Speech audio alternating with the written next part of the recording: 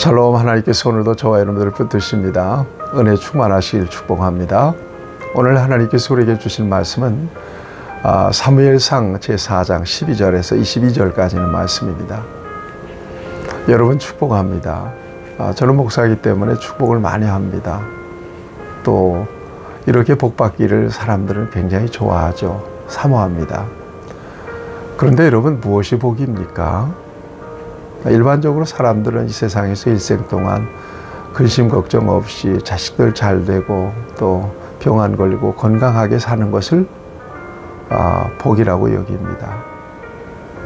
네, 그것도 복입니다. 하나님께로부터 왔기 때문에. 그러나 진정으로 하나님께서 주시고 싶은 복은 어떤 복일까요? 네, 그 복은 바로 영적인 복입니다. 영이신 하나님을 영적인 존재로 만들어진 저와 여러분들이 영으로 섬기는 것입니다.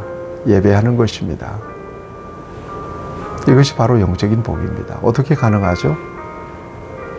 죄로 인하여 깨어진 관계가 그리스도 예수 안에서 회복되었잖아요. 그리스도 안에서만 가능합니다. 예수님 안에서 하나님은 우리 아버지가 되셨어요. 우리는 자녀가 되었고요. 그래서 하나님께서 우리에게 본질적으로 주시고 싶은 복은 바로 예수 그리스도입니다. 그리스도 안에서 죄사함 받고 하나님과 올바른 관계 속에서 하나님을 예배하며 살아가는 삶, 이것이 진정한 복이에요. 여러분 기억하세요. 이 땅의 것들도 저와 여러분들이 필요해요. 다 모든 거 하나님이 주셔요. 그러니까 그것도 복이라고 말할 수 있죠. 그렇지만 진정한 복은 예수 그리스도예요. 성경은 무엇을 우리에게 주시기를 원하시는지를 분명하게 우리에게 밝혀주세요. 성경의 주제가 뭐예요? 예수님이세요. 성경의 주제는 복음이에요.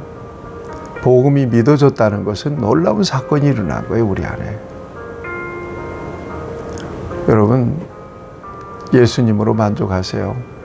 예수님 한 분이면 족합니다 하는 그런 고백을 가지고 절대 감사, 절대 기쁨으로 우리 하나님을 예배하는 저와 여러분들이 되기를 바랍니다. 세상 것 쓸 만큼 하나님께서 주실 겁니다.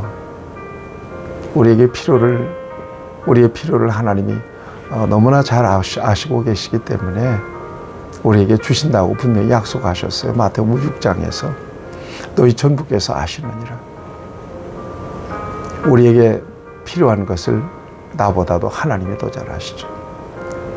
그런데 욕심껏 하나님을 이용하면서까지 이 세상 것들을 구하게 되면 오히려 세상 것들로 인하여 더 인생이 힘들어질 수 있습니다. 오늘 하나님께서 내게 주신 것 감사하면서 하나님을 높여드리는 저와 여러분들이 되시기를 바랍니다. 그런 차원에서 오늘 본문 말씀을 좀 들여다볼 수 있으면 우리에게 주시는 교훈이 큽니다.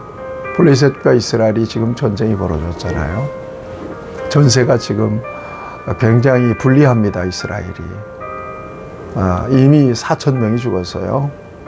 어떡할까 궁리하다가 장로들이 실로에 있는 성전에 있는 법궤를 전쟁터로 가지고 나가자고 결의합니다. 왜냐하면 법궤를 통해서 하나님의 능력을 힘입어서 전쟁을 승리로 이끌어보자 하는 계획이 있었기 때문에 그렇습니다. 그래서 법궤를 가지고 전쟁터로 나갑니다. 어떻게 됐습니까?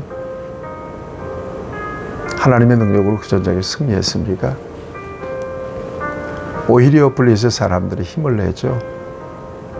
저들이 믿는 하나님이 이 전쟁터에 와 있다. 그래서 남자답게 힘을 내는 거예요. 용사가 되는 거예요. 그래서 결국 그 전쟁에서 패하게 돼요. 보병이 30만이나 죽었습니다. 홈리와 비나스도 죽었습니다. 법궤마저 블레셋 사람들에게 빼앗겼죠. 이 전쟁터에서 반드시 빠져나와서 이 베냐민 사람 하나가 엘리에게 그 모든 소식을 다 전해줍니다. 당신의 두 아들이 죽었습니다. 법궤를 빼앗겼습니다. 이 소식을 듣자 엘리가 의자에서 떨어져서 목이 부러져서 죽게 됩니다. 엘리의 죄악으로 인하여 하나님께서 약속하신 말씀이 이렇게 이루어지죠. 엘리 가문이 이렇게 몰락하게 됩니다. 여러분 기억하십시다. 하나님은 이용의 대상이 될 수가 없습니다. 자칫 신앙생활하면서 구원의 감격은 저 과거에다 묻어두고 정말 현실 생활에 전전긍긍하면서 하나님의 이름으로 현실적인 축복을 많이 구하는 성도들이 많습니다. 구하십시오. 주신 분은 하나님이시니까 하나님께서 알아서 주실 것입니다. 믿음대로 주실 것입니다. 그렇지만 하나님은 그렇게 이 땅에서 내 인생의 스펙을 늘리고 삶의 질을 높이고 또 기름지고 윤택한 삶을 위해서 이용할 수 있는 대상이 아닙니다. 하나님은 예배의 대상이고 경배의 대상입니다. 그런 차원에서 엘리 시대의 사람들은 하나님의 목적에서 많이 빗나가 있는 모습을 우리에게 보여주고 있는 것입니다. 여러분 신앙생활 이것이 하나님을 섬기는 것이 여러분들의 인생의 목적이 되기를 바라요. 이게 수단이 되면 안 돼요. 신앙은 수단이 아니라 목적입니다. 하나님은 이용의 대상이 아니라 하나님은 경배의 대상이십니다. 우리의 삶의 자리를 좀 돌아볼 필요가 있죠. 내가 하나님을 섬기고 있는가, 하나님을 이용하고 있는가. 내 믿음이 수단인가, 내 믿음이 목적인가. 하나님을 위해서 저와 여러분들이 살아가는 거예요. 저와 여러분들을 위해서 하나님이 계시는 것이 아니라. 이것이 주객이 전도돼 버리면 신앙은 크게 왜곡되는 거예요. 왜냐하면 그것은 본래적인 성경적 신앙이 아니고 기독교 신앙이 아니기 때문에 그렇습니다. 여러분의 삶의 자리에서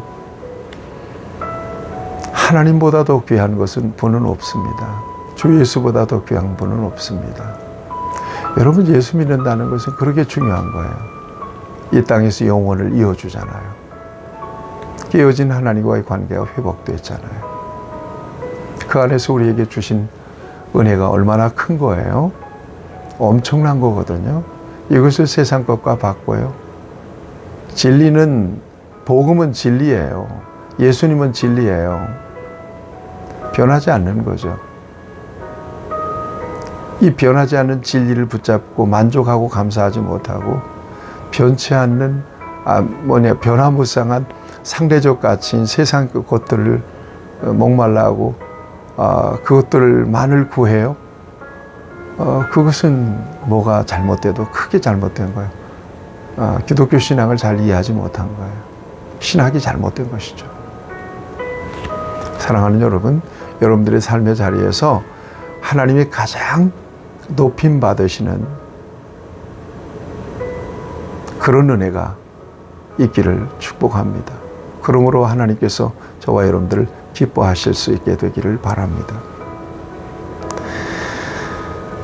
엘리 가문이 그렇게 해서 몰락하는데 여러분 19절 이하에 보면 며느리조차도 애를 낳다가 죽잖아요. 그리고 그렇게 태어난 아이의 이름을 이가봇이라고 하는 이름을 붙여요. 이가봇이라는 말은 하나님의 영광이 이스라엘을 떠났다는 말이에요. 왜 그랬습니까?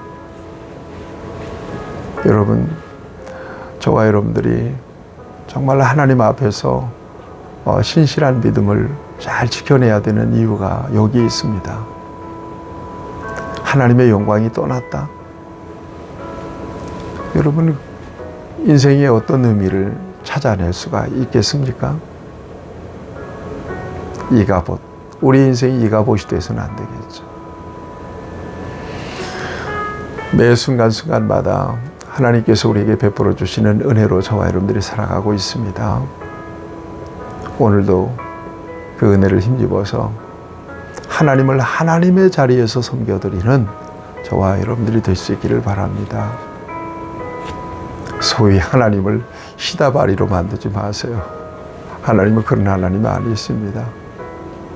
우리를 사랑하셔서 베풀어 주신 은혜에 만족하고 감사하면서 우리 하나님께 기쁨이 되시고 우리 하나님께 영광이 되시는 저와 여러분들이 될 수 있기를 바랍니다. 오늘도 놀라운 하나님의 은혜로 승리하시는 여러분들이 되시기를 축복합니다. 하나님 아버지, 지금까지 베풀어 주신 하나님의 귀하신 은혜를 감사합니다. 어떤 순간이라도, 아무리 급한 순간이라도 오직 하나님을 이용하지 않고 믿음을 수단으로 여기지 않고 하나님을 온전하게 경배하고 예배하고 하나님을 섬기는 일이 내 인생의 목적임을 고백하며 매 순간 하나님께 기쁨이 되는 우리 모두가 될 수 있도록 은혜를 베풀어 주시옵소서. 예수님의 이름으로 기도하옵나이다. 아멘. 여러분 승리하시길 축복합니다.